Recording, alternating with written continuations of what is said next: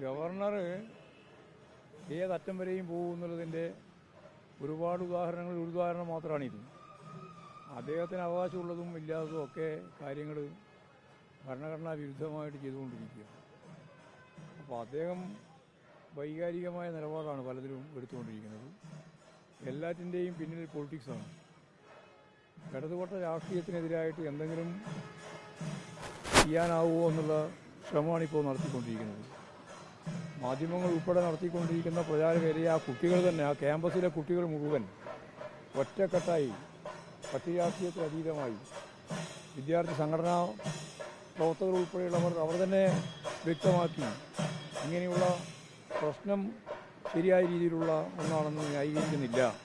പക്ഷേ അതിനെ അതിതീവ്ര രാഷ്ട്രീയമാക്കി മാറ്റുന്ന നിലപാടിനോട് ഞങ്ങൾക്ക് യോജിപ്പില്ല എന്ന് ആ ക്യാമ്പസിലെ മുഴുവൻ കുട്ടികൾ പറഞ്ഞിരിക്കുന്നു. ഞങ്ങളതിൽ ഒരു കാര്യം വ്യക്തമായിട്ട് കാണുന്നത് തെറ്റായ ഒരു പ്രവണതയെയും അംഗീകരിക്കാൻ സാധിക്കുന്നതല്ല. തെറ്റായ നിലപാട് സ്വീകരിച്ചവർക്ക് സംഘടനാപരമായിട്ട് നിൽക്കാനും പറ്റില്ല. അപ്പോൾ ആവശ്യമായ നിലപാട് സ്വീകരിക്കണം എന്ന് തന്നെയാണ് ഞങ്ങൾ കണ്ടത്. അത് തന്നെയാണ് ഇപ്പോൾ SFI ഉൾപ്പെടെ തീരുമാനിച്ച് തെറ്റായ നിലപാട് സ്വീകരിച്ചവരെല്ലാം സംഘടനാപരമായ നടപടിക്ക് വിധേയപ്പെടുത്തുന്ന സ്വീകരിച്ചിട്ടുണ്ട്. മുഖം നോക്കാതെ നടപടിയെടുക്കണമെന്നാണ് മുഖ്യമന്ത്രി പറഞ്ഞത്. പ്രത്യേക ടീമുണ്ടാക്കി അന്വേഷണം നടത്തിക്കൊണ്ടിരിക്കുകയാണ്. ശരിയായ രീതിയിൽ അന്വേഷണം നടത്തി മുമ്പോട്ടേക്ക്. ഗവർണറുടെ നിലപാടിനൊന്നും ആർക്കെങ്കിലും ഗവർണറുടെ നിലപാടിനെ പിന്തുണക്കാൻ പറ്റും. അദ്ദേഹം ഒരു പ്രത്യേക രീതിയിൽ പെരുമാറിക്കൊണ്ടിരിക്കുകയാണ്.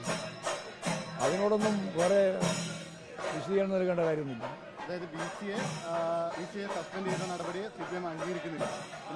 അല്ല, ഇങ്ങനെ ഒരു നിലപാടല്ലല്ലോ സ്വീകരിക്കേണ്ടത്. അതിന് ഗവൺമെന്റിനോടല്ലേ പറയേണ്ടത്. എല്ലാം ഞാനാണെന്ന് പറഞ്ഞാൽ എന്താ ഇത് ചക്രവർത്തിയോ? എല്ലാ ഏകാധിപത്യപരമായ രീതിയിൽ അതാണ് ചക്രവർത്തിയാണോ എന്ന് ചോദിച്ചത്. ഇതൊരു ജനാധിപത്യ സമൂഹമല്ലേ. ജനാധിപത്യ സമൂഹത്തിൽ ജനാധിപത്യമായ രീതിയിൽ നിലപാട് സ്വീകരിക്കണം. അല്ലാണ്ട് തോന്നിയ നിലപാടൊക്കെ സ്വീകരിക്കാൻ പറ്റും. പക്ഷേ എന്തായാലും ഇവിടെ SFI പോപ്പുലർ ഫ്രണ്ട് കൂട്ടുകെട്ടാണ് ഇവിടെ ഈ അക്രമത്തിന് പിന്നിലെ മരണത്തിലേക്ക് നയിച്ചത് എന്ന് ഗവർണർ ആവർത്തിക്കുകയാണ്. SFIക്കെതിരെ രൂക്ഷമായ വിമർശനമായിട്ട് ഗവർണർ വീണ്ടും രംഗത്തെത്തിയാണ്. അസംബന്ധം പറയുകയാണ്, ശരിയായ അസംബന്ധം.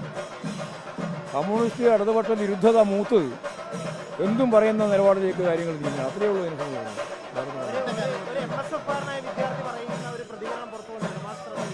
ആ കുട്ടി പറഞ്ഞു, ഞാൻ MSF ആണ്, സംഘടനാപരമായിട്ടുള്ള ഒരു പ്രശ്നമല്ല ഇത്, എല്ലാവരും കൂടി ചേർന്നിട്ട് നടത്തിയിട്ടുള്ള തെറ്റായ ഒരു പ്രവണതയാണെന്ന് അവരെന്നെ പറയുകയാണ്. അതുകൊണ്ടായത് അല്ല അല്ലാന്ന് ഉറപ്പില്ല. പിന്നെ ഇത്രയും പറഞ്ഞ അതല്ലേ പറഞ്ഞത്.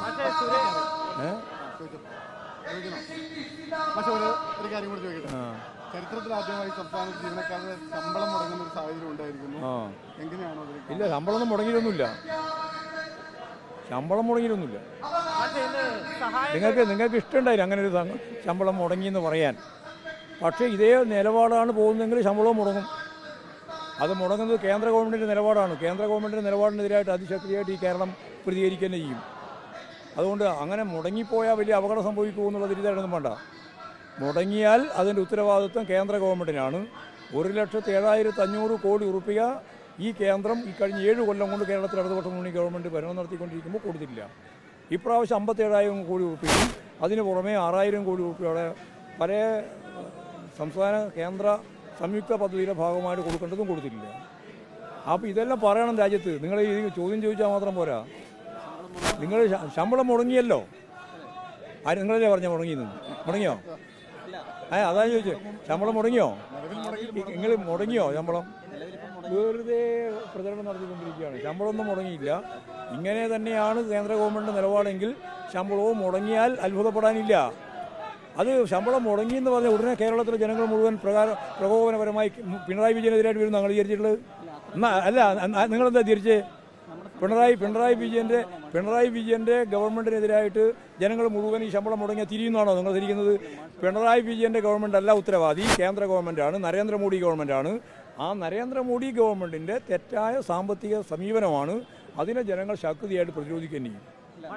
അത്രയും പറയും. എങ്ങനെ വീക്കാണ്? വീക്കല്ല. സംസ്ഥാനം വളരെ ശക്തമത്തായ രീതിയിലല്ലേ മാനേജ്മെൻറ്റ് സംവിധാനം കൈകാര്യം ചെയ്യുന്നത്. പക്ഷേ കേന്ദ്രം തന്നാലല്ലേ പറ്റുള്ളൂ. ഇത് ഫെഡറൽ സംവിധാനമല്ലേ. ഇപ്പോൾ മനസ്സിലായി വീക്കല്ലാന്ന്. അത് ഈ രീതിയിൽ പോയാൽ മുടങ്ങുമെന്ന് പറഞ്ഞാൽ 1,07,500 കോടിയും 57,000 കോടിയും 6,000 കോടിയും ഞാൻ വക തിരിച്ച് പറഞ്ഞല്ലോ. അതൊന്നും കൊടുക്കില്ല എന്ന് വന്നാൽ സ്വാഭാവികമായിട്ട് പിന്നെ എങ്ങനെയാണ് മുന്നോട്ടേക്ക് പോകുക കേരളം?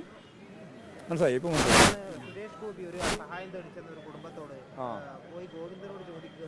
അതെ, അയാൾ ഗോവിന്ദ ജീവിച്ചുകൊണ്ടിരിക്കും. അല്ല, ഗവൺമെൻറ് ഒരു കാര്യം ചെയ്തു, ആ കുട്ടിക്ക് ആവശ്യമായ സഹായം കൊടുക്കാൻ തീരുമാനിച്ചു.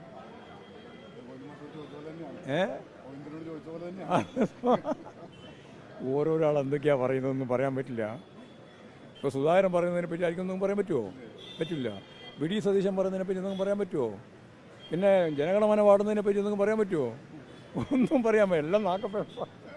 കോൺഗ്രസ് അടി മുടി നാക്ക് പിഴച്ചുകൊണ്ടിരിക്കുകയാണ്. 20 സീറ്റിലും ജയിക്കും. ഏതെങ്കിലും